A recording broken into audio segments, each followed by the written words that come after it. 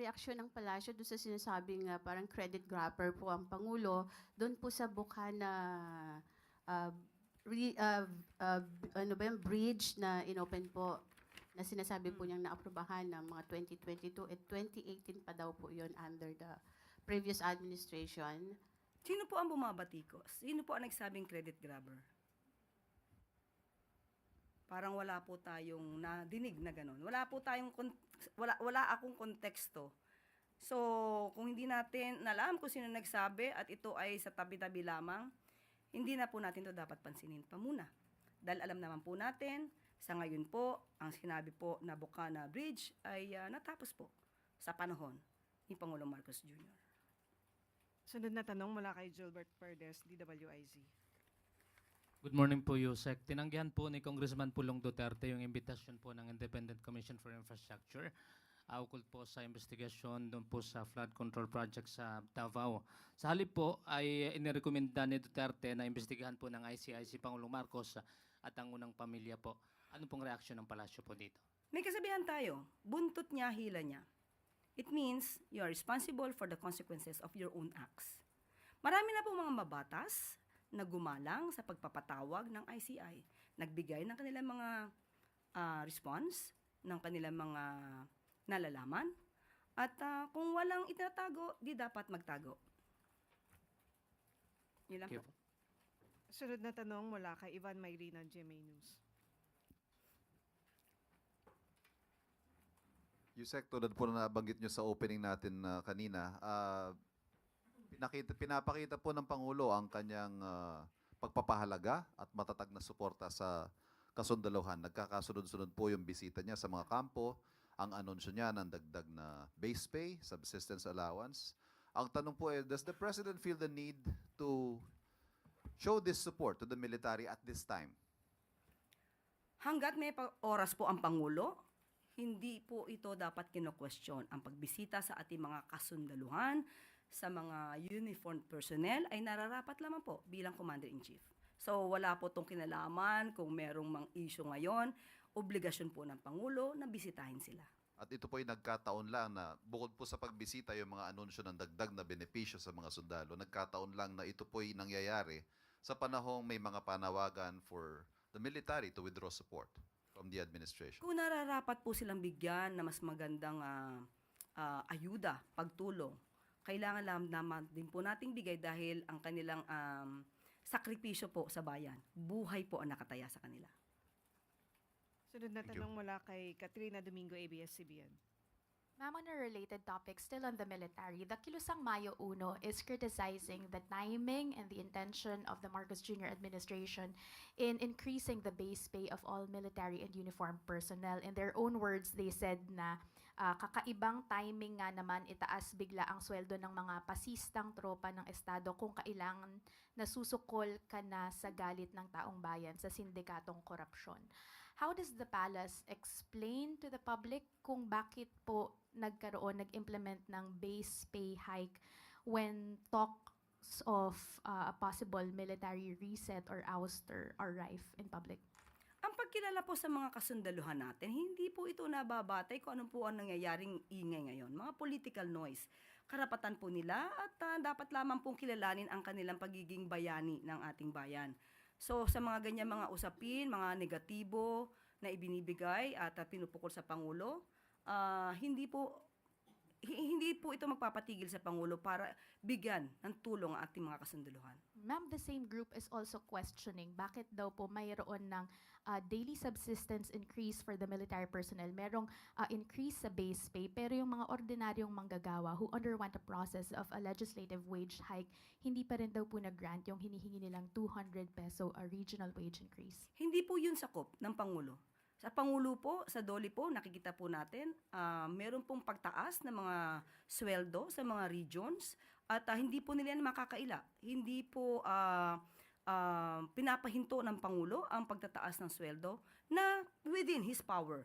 Pero yung pagtaas po, kung binabanggit nila na halagang 200 at yan po ay nasa kamay na po ng Kongreso. Just a follow-up question. The DOLE is under the executive branch and therefore under the president.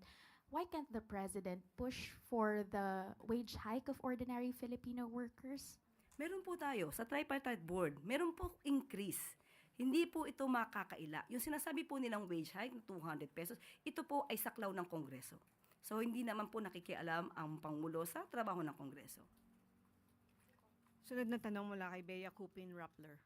Hi, ma'am. Good morning. A Rappler investigation based on SEC documents and data from government websites found that Justice Undersecretary Jojo Cadiz has ties to a major construction company that was only incorporated po in 2023 through Yusek Cadiz's son, who was 19 at the time, 21 na siya ngayon, I believe. JSJ Builders Incorporation, the investigation found won more than 200 million in projects in Ilocos Norte since its incorporation 2 years ago. Yusek Cadiz has also been accused by former legislator Zaldico of supposedly acting as a bagman for the president. First question, ma'am, is the president aware of his former aide's ties to this contractor, or has he since been made aware, given po the prohibitions under the Constitution? As of the moment, we have not talked about that. But if there's a need for investigation on that issue, so let the investigation be done. And on that note, ma'am, does he still enjoy the president's trust, and will he remain in the DOJ despite, again, these links and the claims that have been made against him? Sa ating pagkakaalam, siya po ay nag-submit na ng kanyang resignation. Sa ating pagkakaalam, bibigyan ko lang po ng update. Has it been accepted? No. Bibigyan ko po kayo ng update. Sunod na tanong mula kay Ann Soberano, Bombo Radyo. Yusek, good morning. Reaction lang po ni Presidente. Kasi kahapon po si Majority Leader Sandro Marcos humarap po sa ICI. Ano po ang naging tugon dito ng Pangulo? Since sinabi din po ni dating DPW Secretary Babe Singson na tila po nabigla si Majority Leader Sandro Marcos sa mga itinanong sa kanya. Unang-una, bilang magulang, makikita natin kung paano ba pinalaki ng mga magulang ang isang anak. Disente, hindi takot, matapang na humarap sa investigasyon, hindi nagtago, nagboluntaryo pa, kinilala ang ICI, hindi tulad ng iba. So, doon pa lang po, bilang magulang, ay proud sila sa kanilang anak. At nagulat, siguro, hindi natin alam, hindi po ako privy sa naganap na hearing. So, hindi natin alam kung ano ang kinagulat. Nagulat ba siya sa bagong facts? Nagulat ba siya sa bagong data na malamang ay hindi niya alam? So, I cannot speculate on that. Thank you, ma'am. Ivan Mayrina, GMA7. One quick question, follow-up question on Yusek Cadiz. Can the palace confirm na si Yusek Cadiz po ay associate ng Pangulo or aide niya at some point? Wala po ako mako-confirm sa ngayon. Thank you. Isang tanong mula kay Eugene Fernandez, IBC. Yusek, with the recent report of PSA regarding the inflation, it went down to 1.5 from 1.7 last month. Does the palace satisfied with this decrease with regards to the inflation rate po? Maganda ang ipinapakita na pagbaba ng inflation rate. Dahil nga sabi natin, hindi maiiwasan because of the political noise na talaga naman maaapektuhan ang ating ekonomiya. At kapag ka naman po ito'y natapos na at naipakita naman ng Pangulo ang kung ano ang reason kung bakit kailangan magkaroon ng pag-iimbestiga at tingin natin mas lalong magtitiwala ang taong bayan sa Pangulo. Sabi nga natin, may mga pagkakataon hindi siguro popular ang iyong desisyon dahil makakaapekto mismo ito sa iyong administrasyon. Pero anong pipiliin mo? Popular na desisyon o right decision?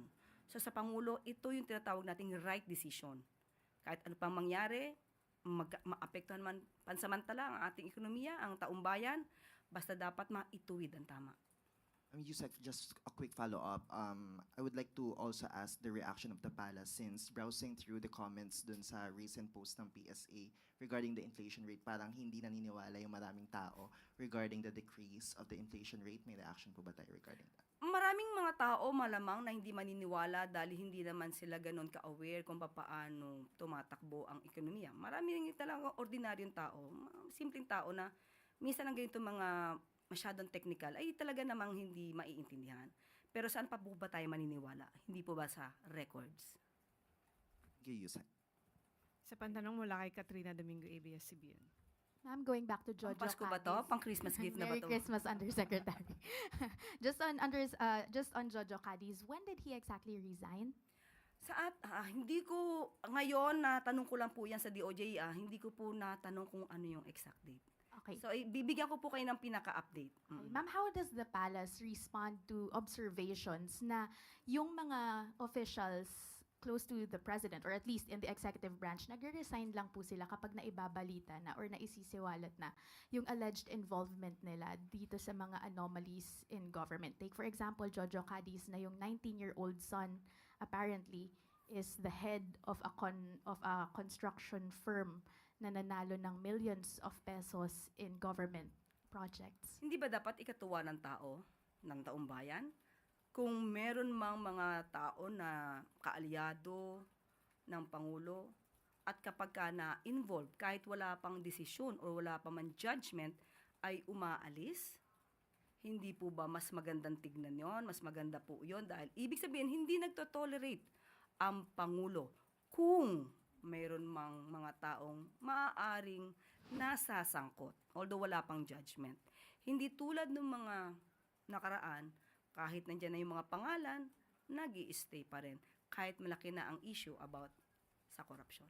Ma'am, but does the palace see a need to sift through its officials once more, considering that Jojo Cadiz has been there, the corporation of Jojo Cadiz's 19-year-old son has been there since 2023? Is there a need to,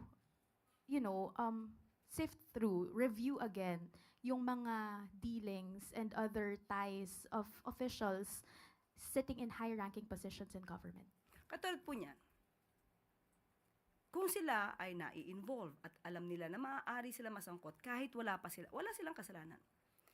Paggalang ito sa Pangulo mismo nila, para sila muna ay umalis. Sila ay mag-resign. Paggalang ito sa taong bayan, paggalang ito sa Pangulo. So, alam nila ang gusto ng Pangulo. Dapat masawata ang korupsyon. Huling tanong mula kay Heidi Sampang, DZAS. Good morning, Yusek. Siguro po nabalitaan na rin po ng palasyo yung nakakasang kilos protesta next week po ng grupong Manibela, the Transport Group. So, meron po bang plano ang Pangulo na ipasilip po or silipin po niya yung mga concerns po ng transport group na ito like abuse daw po sa LTO, sa mga delay po ng release ng jeepney registration papers po nila? Opo, ipinag-utos naman po sa pamunuan po ng DOTR. Tignan po mabuti kung ano po ang hinaing ng grupo ng Manibela. So, kailangan po rin itong marisolba. Kung meron naman po talagang batayan ang kanilang reklamo, dapat po ito masolusyonan kaagad. Pero meron din po bang pakiusap ang Malacanang? Kasi plano rin po ng grupo na i-extend pa po kung more than 3 days pa yung kanilang kilos protesta. Kawawa naman po yung mga commuters natin, lalo na po ngayon holiday season. Opo, tayo na rin po mananawagan sa grupo ng Manibela. Alam naman po natin, Christmas season. Baka naman po pwedeng ipamasko nyo na. At mapag-usapan na lang po kung ano man yung mga hinaing nila. Pag-usapan po para ma-resolve agad. Thank you, Yusek. Thank you.